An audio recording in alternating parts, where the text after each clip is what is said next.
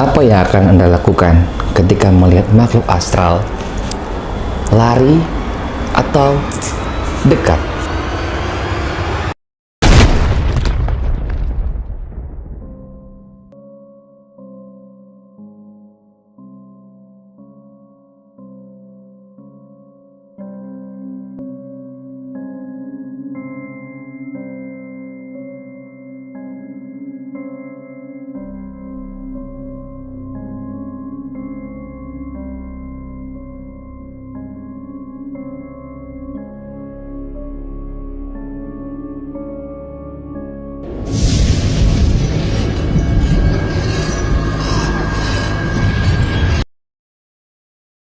Assalamualaikum warahmatullahi wabarakatuh. Ketemu lagi di channel AKH Misteri dalam segmen CCH, cerita-cerita horor.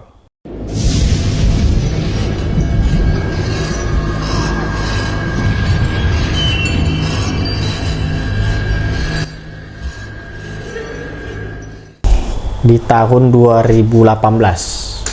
Jadi ketepatan aku udah mempunyai anak satu, umur sekitar 7 bulan. 7 bulan. Jadi dari awalnya kami punya rumah kontrakan yang nggak jauh dari rumah orang tua. Itu tempat-tempat saya bermain waktu masih kecil dulu juga di situ. Nah, jadi awal mulanya itu pindah ke rumah itu, ya kan? Pindah ke rumah itu, orang rumah udah merasa rumahnya ini, karena kayak mana bilangnya ya, orang rumah bisa melihat, bisa melihat yang kasar-kasar mata gitulah kata orang kan, yang kasar-kasar mata. Tapi ya aku sebagai suami untuk nenangkan aja, tetap tinggal di situ, karena kita kan nggak mengganggu. Iya. Jalan berapa bulan, di samping rumah kami itu kan ada pohon ini, pohon pace, pohon mangga, ada 3 pohon mangga itu. Ada 3 pohon mangga. Nah, jadi pohon pace ini awalnya kecil, mungkin karena tanah itu bekas tanah bakar, kan sering kami bakar sampah itu, jadi cepat tumbuh. Nah, di bawah pohon pace itu ada jemuran, itu jemuran umum. Dari aku kecil sampai sekarang itu masih ada jemuran. Jadi orang-orang yang di gang itu, di tempat aku tinggal itu, mau jemur di situ pun nggak apa-apa, gitu, nggak usah izin, nggak apa-apa. Jadi karena pohon pacenya udah lebat daunnya gitu, orang rumahku bilang, istri bilang, dipangkas aja lah ya, karena jemuran kita nggak pernah kering, lembab aja kan gitu, karena nggak kena matahari gitu. Jadi nggak berapa lama, ku tebang lah. Bukan ditebang, dipapas namanya, dipangkas. Ku pangkas semua kan, sampai nggak ada daun itu ku buat, tinggal batang tengahnya aja. Nah, aku nebang itu sekitar jam tengah-tengah hari tuh ku tebang. Nah, udah ku tebang, dibantu tuh sama tetangga. Ada tetanggaku ikut dia, bang, aku ikutlah bantui. Itu tebang bukan pakai parang, pakai gergaji. Udah selesai, dia udah kami tebang, kurapikan lah pak, kayu-kayu itu kurapikan, daunnya aku masih ke goni kan, udah kurapikan. Waktu berjalan sampailah maghrib.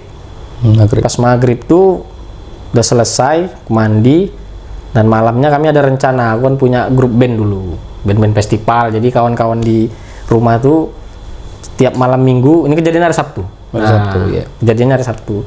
Pas malam minggu itu memang kami udah ada rencana untuk latihan ke studio. Studio ke Jalan Suluh, Studio Diva. Nah, jadi kami ini ada berlima. Aku, si Iboy, Agung, Suhari sama Ari. Berlima lah kami. Jam 8 lah mulai habis sholat Isya, berangkatlah kami ke studio Jalan Suluh. Latihan 2 jam. Setelah latihan 2 jam, balik ke rumah, nongkrong rumah. Nah, yang di rumah itu tinggal aku, Agung, sama si Iboy. Si Suari sama si Ari itu pulang. Jadi kami cerita, ngobrol lah, ambil ngopi gitu.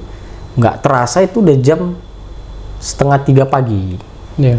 Nah, itu istriku sama anak udah tidur. Karena jarak dari ruang tamu ke teras kami nongkrong itu nggak jauh gitu. Jadi orang rumah udah tidur. Pas aku lagi cerita pengalaman dulu festival lah kami kan.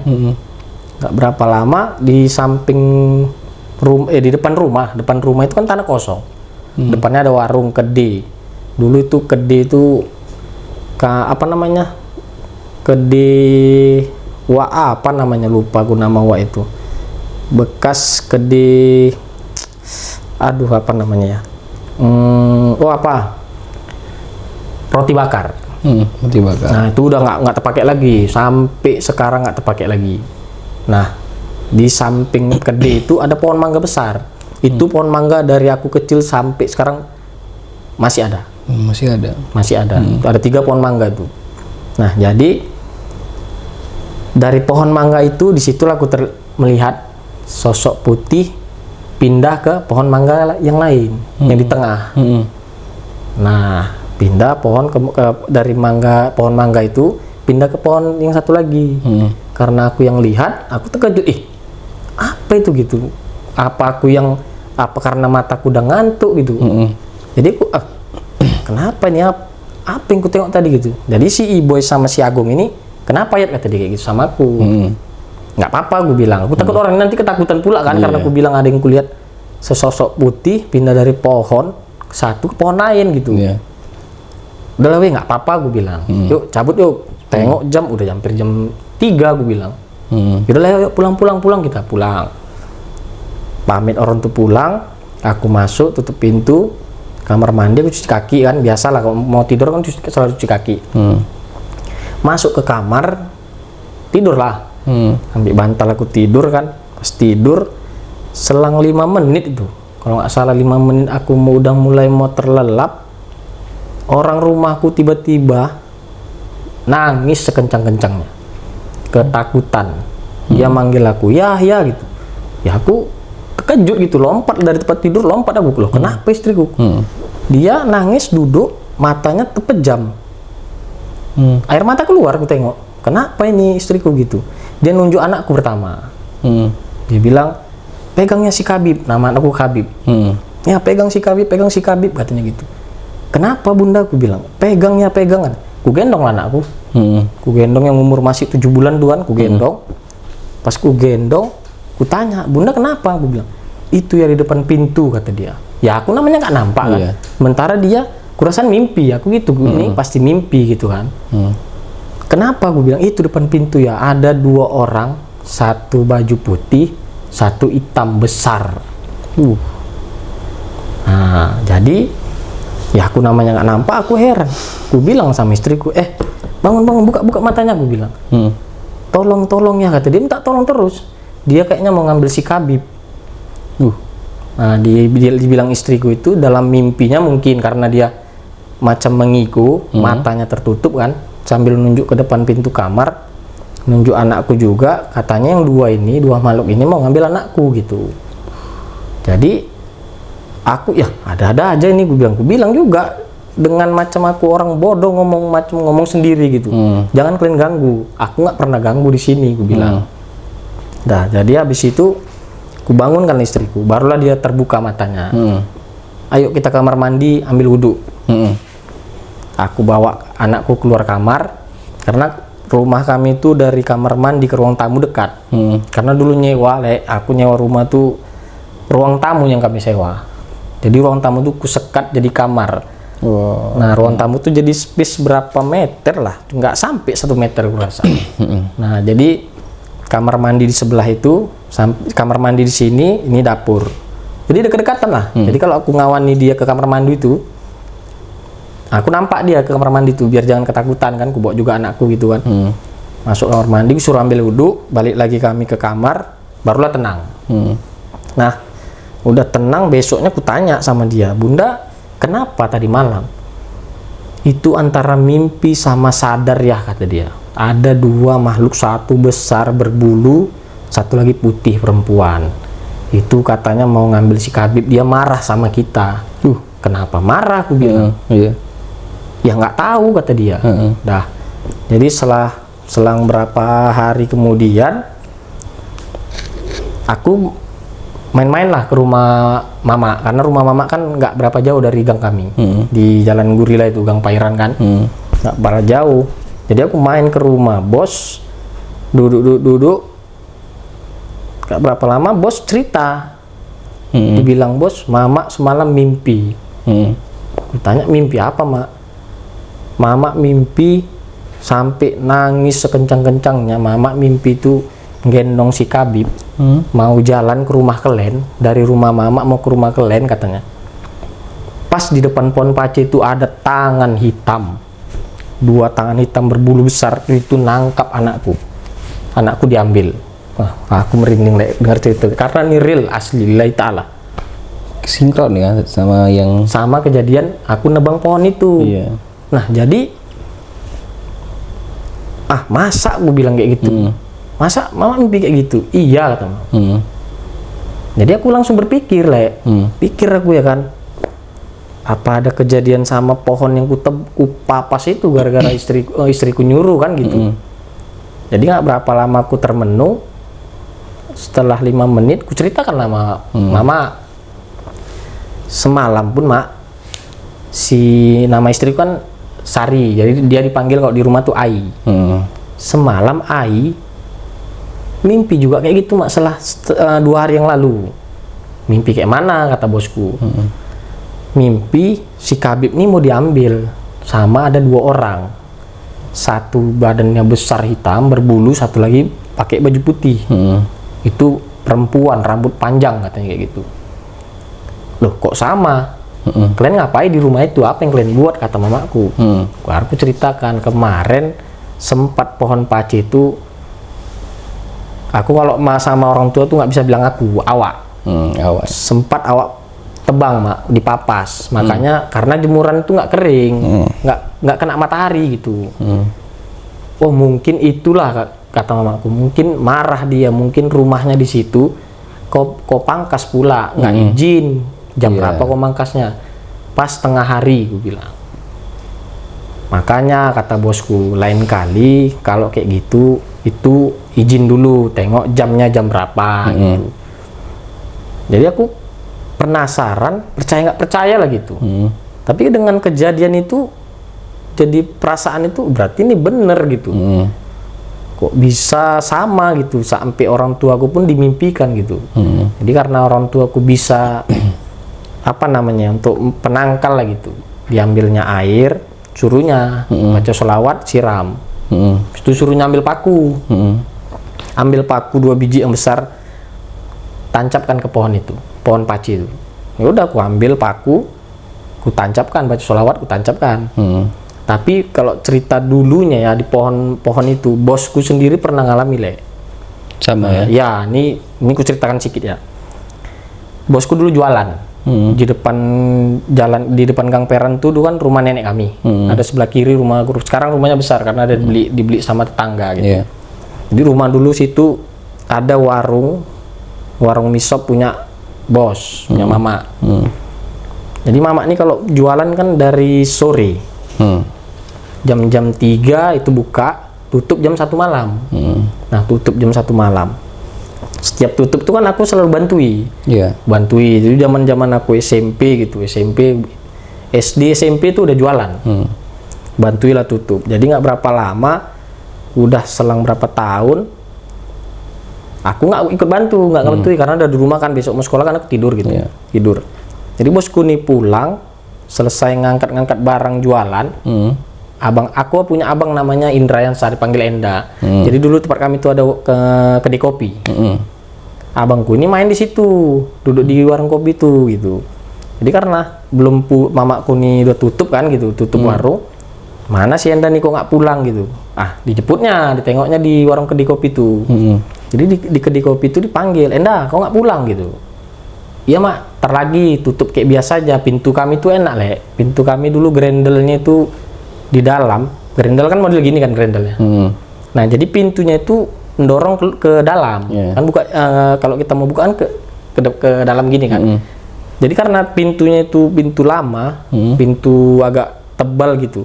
Jadi mendorong grendelnya itu tertekan. Jadi kalau misalnya kita mau masuk, kita tarik gini sedikit, terbuka, kita bisa masuk gitu. Nah, jadi karena gang kami dulu kan aman kali, nggak kayak sekarang. Sekarang kan kayak kemarin kejadian udah ada yang hilang pagar, kayaknya udah payah sekarang. Jadi dibilang abangku, udah mak kunci kayak biasa aja pintu gitu. Ya pulang lama makku dari depan gang Pairan itu. Nah jadi di samping pohon paci itu dulu ada drum minyak. Nah, drum minyak itu ada 4 biji ditaruh di situ karena tetangga aku tuh jualan kedai sampah di Pajak Bengkok. Ya jual minyak, jual beras gitu kan. Nah pas mamaku pulang lewati pohon mangga itu sama pohon paci itu berpapasan, itu macam ada yang jatuh. Jadi dikira mamaku itu antara musang yang lompat atau kucing ataupun buah paci itu. Ya kan buah paci itu yang jatuh gitu. Jadi pas bup gitu ditengok mamaku kan, kalau kita jalan ada yang bunyi kan tertengok gitu. Ditengok sama mamaku, ditengok kayak kucing. Lama-lama kok makin besar gitu. Nah di situ itu bosku lari masuk sambil entah apa yang diucapkan, keluar ayat-ayat dari mulut tuh, lari masuk langsung pintu kunci. Nah itulah kejadian. Makanya di gang kami itu memang kalau aku bilang memang seram. Karena dari aku kecil pun banyak. Kadang katanya di tempat itu ya, di tempat itu kalau kami dulu udah pulang agak-agak larut malam, nggak ada yang jalan kaki. Lari semua. Tanya, kalau nggak percaya nanti kita bisa kuundang namanya si Iboy, Ari, si Agung. Itu kalau udah di situ nggak ada yang jalan itu anak-anak itu. Lari karena apa? Kalau nggak anak-anak aja, orang dewasa pun kalau udah pulang larut malam dulu ya itu kadang-kadang di di pohon mangga tuh disiram pasir. Nah ditengok ke atas ya mama kuntilanak, lari. Ada pun katanya dulu tetanggaku cerita di situ pernah jumpa pocong. Nah makanya di tempat aku tuh gua bilang seram lah. Itulah kejadian yang realnya seperti itulah tempat kami. Nah sekarang pun kalau mau nengok ke sana tuh rumahnya tuh udah kosong. Tempat yang pernah aku tinggal tuh udah kosong. Sudah ada penghuni lagi ya, udah kosong penghuni, ya. Dulu ada penghuni situ, cuman karena katanya mau dibangun kos-kosan, isu-isunya seperti itu. Jadi yang nyewa di rumah itu nggak di situ lagi. Tapi entah kenapa sampai sekarang itu kosong. Memang yang punya itu memang nggak mau lagi nempatin, tapi memang seperti apa? Nggak tahu aku, kalau itu kurang jelas karena kami pun nggak pernah banyak tanya kan di situ kan. Atau memang angker kali ya kan? Ya memang di situ memang kalau aku ya memang angker di tempat kami itu, yang di rumah itu ya memang angker. Banyak lah kejadian-kejadian di rumah itu, banyak lah yang tempat aku nyewa. Jadi sebelum kejadian seperti itu istriku udah sering nampak, ada mau ke dapur minta kawan nih, kawan nih. Kenapa? Orang dekat kan aku bilang tadi dari ruang tamu ke dapur itu dekat. Dari sini ke situnya jaraknya gitu misalnya kan, sini ke situ. Dia minta kawan nih, tanya kenapa kok takut kali, gue bilang. Itu dia duduk di situ katanya. Nah, ya awalnya nggak nampak kan, bingung apa yang ditengoknya nih kok bisa duduk nampak. Ya? Aku pun kadang mau bawa ketawa dia serius gitu. Karena macam main-main gitu kan. Setiap malam tuh pasti kalau mau buang air kecil pasti bangunin. Karena selalu nampak di situ, di dapur itu selalu nampak. Kalau nggak duduk di situ, nanti di kamar mandi dekat WC katanya berdiri gitu. Selalu hadir ya? Ya karena mungkin sarangnya di situ gitu. Atau memang itu memang tempatnya dia awalnya ya kan, terus dibangun rumah kali ya kan. Jadi dia merasa terganggu atau gimana kan? Kalau iyalah mungkin lah seperti itu kan gitu. Jadi pohon pace yang gue bilang yang sering menampakkan di situ sekarang udah nggak ada. Udah ditebang, dibakar kemarin sama yang setelah aku nyewa ada orang masuk itu dibakar sama dia. Jadi pohonnya sudah ditebang ya? Udah ditebang, tinggal pohon mangga yang 3 itulah masih ada. Pohon mangganya masih ada? Masih pohon ada. pacenya udah ditebang ya? Udah ditebang, cuman ya kalau sekarang penampakan di pohon itu ya nggak tahu lah ya. Kalau aku pribadi udah lama tinggal di situ udah nggak pernah nampak lagi. Berarti pohon pacenya itu yang kayaknya yang sarangnya dia ya, tempat tinggalnya si makhluk astralnya ya kan? Ya pohon pace itu kalau nggak salah itu lebih di luar pohon mangga itu lah. Oh dia duluan ya? Pohon pace. Iya dulu itu pohon mangga kan 3. Dua pertama, dua pohon mangga, di depannya itu pohon tebu, samping itu ada pohon rambutan. Nah di pohon rambutan pun dulu tuh ada tuh bapak-bapak yang pernah nampak, ya perempuan ketawa, ya karena imannya kuat atau memang mentalnya kuat, dia biasa aja gitu. Paginya nanti baru diceritain sama kami gitu. Barulah ada tumbuhlah pohon mangga satu lagi. Nah kalau nggak salah pace itu terakhir itu, cuman mungkin senangnya dia di situ gitu, pace itu di situ, itulah. Ya seperti itulah pengalaman aku. Pokoknya setiap malam kalau warga situ kalau udah pulang malam mau mau ke pagi ya kan, itu pasti nggak pernah jalan ya, lari ya. Ya kalau kami ya sebagai anak-anak nggak pernah jalan. Apalagi kalau udah pulang nanti main, kok zaman dulu kita main sambarlang kan, sambarlang melek brondo, kalau udah brondo situ kalau sendiri jangan sampai lah. Ya kita nggak tahu entah kalau kata orang nanti dirondoin atau nggak tahu kan, biarpun ada orang di situ gitu. Ya gitulah. Tapi untuk pada saat ini untuk udah zaman modern ini lah kan, zaman dulu tuh kan, zaman sekarang ini masih ada nggak sekilas tuh kayak melihat lagi ataupun mendengarkan suara di pohon mangga itu, walaupun pohon pace sudah ditebang, masih ada gangguan lagi nggak? Nggak ada. Nggak ada ya. Nggak ada. Kalau sekarang itu udah nggak ada lagi. Udah nggak ada lagi ya. Itu dulu ya. Dulu tuh di tahun berapa sih? Kalau ya aku lahir tahun 90. Ya bilang lah tahun-tahun 98 kan kita kan udah 8 tahun udah SD kan. Nah itu ya kita yang udah pernah merasakan gitu, yang udah tahu. Ya dari situlah kalau aku merasakan gitu. Karena aku setiap malam itu selalu ngawani mama jualan. Pulang nanti larut malam jam 2 gitu. Nanti pokoknya setiap malam lah. Udah pagi, bukan malam lagi, pagi gitu, bantuin, ngangkatin. Creepy ya teman-teman ya. Oke lah teman-teman semuanya, kita sudah mendengarkan cerita dari Lek Yadi, pengalaman yang pernah dia alami waktu di umur 8 tahun ya pasti ya. Ya, sekitar 8 tahun dari kecil ya, yang dia melihat sosok makhluk warna putih terus warna hitam berbulu di depan pintu yang selalu mengganggu istrinya, terus hadir setiap malam di kursi kata istrinya. Mungkin ya, kalau kita sih ya yang nggak bisa ngelihat seperti itu ya mungkin nggak percaya ya kan teman-teman ya. Tapi kalau memang yang sudah didapat kelebihan untuk bisa melihat seperti itu, pasti ya ada ketakutan. Hampir setiap malam melihat seperti itu ya memang harus ditemani sama suami kalau istri yang bisa ngelihat seperti itu. Jadi buat teman-teman semuanya kalau memang merasa ada yang ganjal terus ada yang merasa ketakutan, baca ayat kursi aja biar iman kita pun kuat untuk menghadapi makhluk-makhluk seperti itu. Mudah-mudahan insyaallah dikuatkan ataupun dihilangkan rasa takut kita kepada makhluk seperti itu ya teman-teman semuanya. Oke, Lek Yadi sudah hadir di sini. Mudah-mudahan pengalaman ini kita share ke teman-teman semuanya, biar mana tahu nanti pengalaman yang ini bisa bisa ditangkap sama temannya di rumah. Ceritanya menarik kan, atau nanti bisa viral lagi, diundang lagi kemari lagi. Siap, ya kan? Siap. Ada lagi ya, Insya Allah ada lagi. Masih ada lagi ya? Masih ada lagi. Mudah-mudahan viral lagi, terus kita undang lagi nanti Lek Yadi kemari. Oke teman-teman semuanya, buat yang belum subscribe, like, share, dan komen, langsung saja di subscribe ya teman-teman ya. Assalamualaikum warahmatullahi wabarakatuh. Salam AKH Misteri.